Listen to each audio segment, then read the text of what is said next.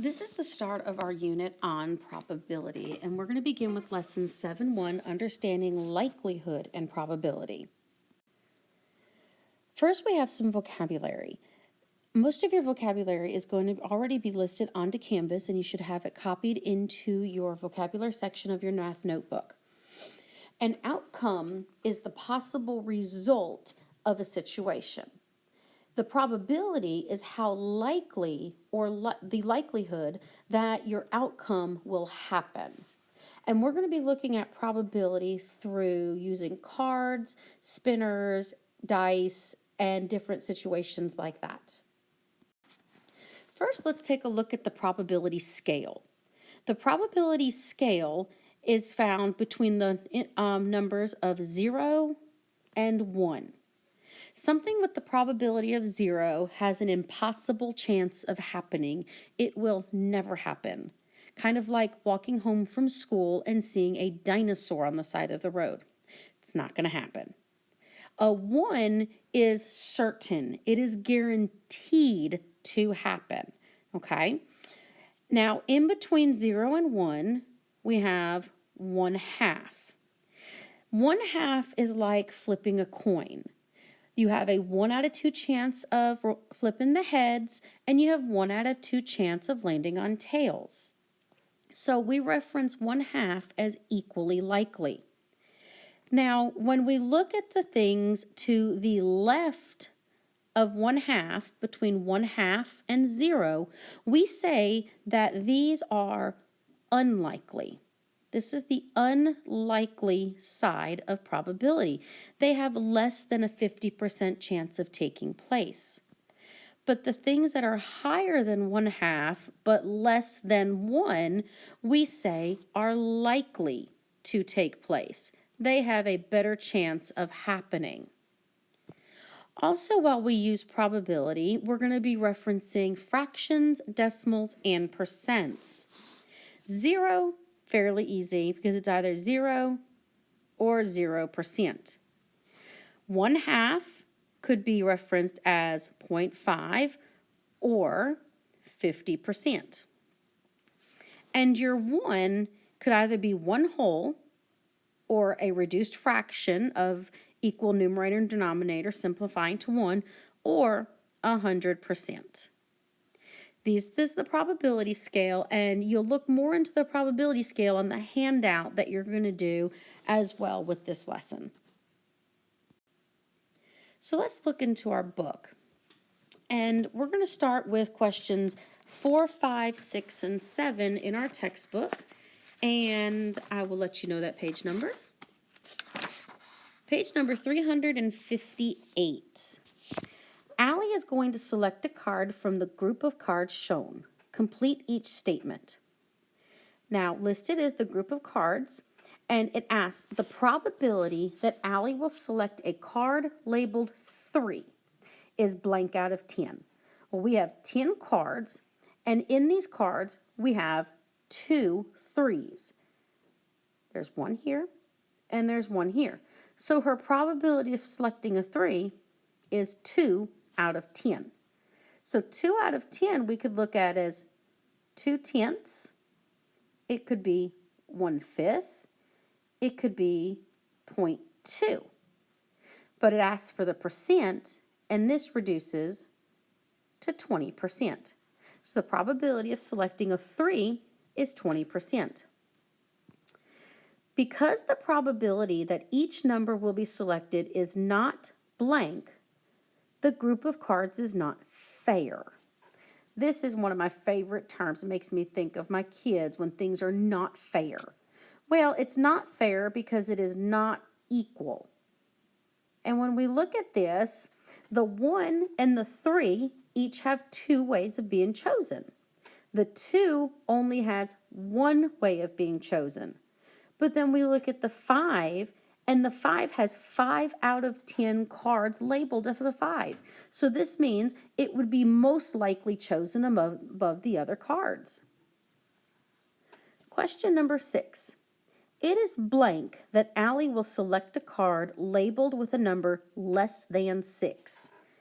So we're looking for numbers that are less than 6. And the numbers listed are 1, 2, 3, and 5. All of them are less than 6. So we would say that it is certain that Allie will select a card that is labeled with a number less than 6. The opposite that we have here is number 7, where it says it is blank that Allie will select a card labeled a 4. Well, there is no 4 in my collection, so we say that it is impossible that Allie will select a card labeled a 4 because there's no 4 that can be picked. Question 8. A spinner has 8 equal sections. 6 of the sections are green. Sometimes I think it is a really good idea for you guys to stop and actually draw out what you're talking about. And in this case, we have a spinner, and it is divided into 8 equal sections. And it says that 6 of them are green. This helps a lot of my visual learners.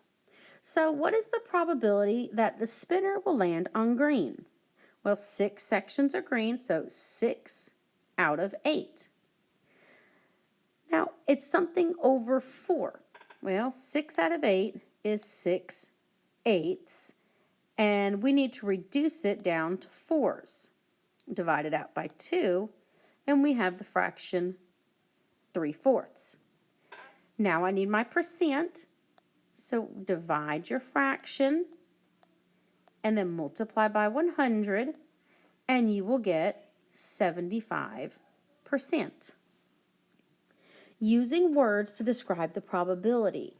When we use words to describe the probability, I want you to think to the probability scale. Where will 75% fall on the probability scale?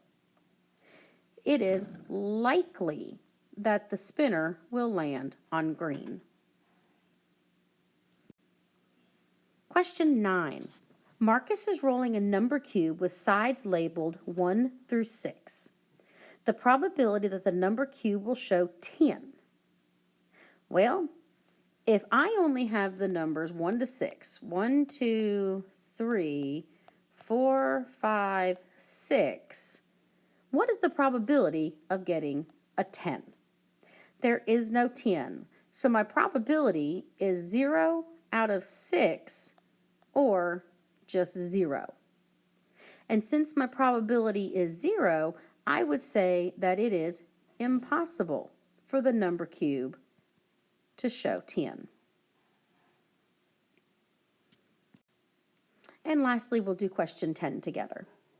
Of the marbles in a bag, 3 are yellow, 2 are red, and 2 are blue. Sandra will randomly choose 1 marble from the bag. Well, let's take a minute and let's draw these marbles out. We have 3 yellow, and we have 2 red, and we have 2 blue. Here's a visual. The probability that Sandra will choose a blue marble. Here are our blue marbles. We have 2 of them. That would be 2 out of my total. We need to count them up. 1, 2, 3, 4, 5, 6, 7. So 2 out of 7, or 2/7. It is blank that Sandra will choose a blue marble from the bag. This would be a time just to kind of double check with your decimals and take your fraction and divide it out. So 2 divided by 7 gives you roughly 0.286 when I round to the nearest thousandths place. This is below 0.5, so I would say that it is unlikely that Sandra will choose a blue marble from this bag. Okay, for the rest of the book work, as it says on Canvas, I want you to work the rest of page 359 into 360. That's questions 11 through 18. Remember to draw a visual if you need it, and if you need any further help, get with me and message me on Canvas or visit me online on Canvas as well, and we'll discuss any questions that you have. I'll see you later and have a good day.